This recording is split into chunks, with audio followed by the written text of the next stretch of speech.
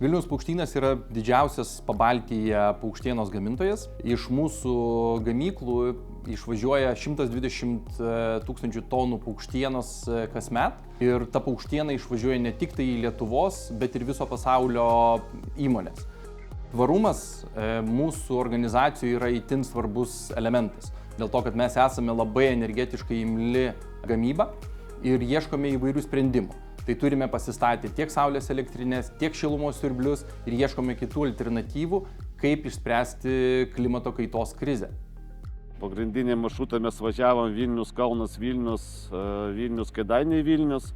Pravažiavom maždaug apie 5000 km su tuo vilkiku, vidutinės sąnaudos buvo 130 kW 100 km, kas maždaug pagal savikainą mažesnis būtų 40–45% nei su dizeliniu varikliu automobiliu. Pagrindinis klausimas buvo, ar tas automobilis tikrai pravažiuos tokį atstumą, kai yra deklaruoja gamintojas, tai tikrai tiek ir pravažiavo. Su vienu pakrovimu mes važiavom apie 400–450 km.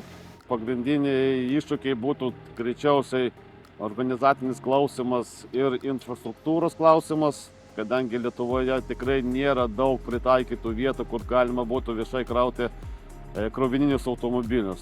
Patiko vairuotojams, taip pat ir pačiam teko pavairuoti automobilį, to automobilio dinamika ir tuščio ir krauto.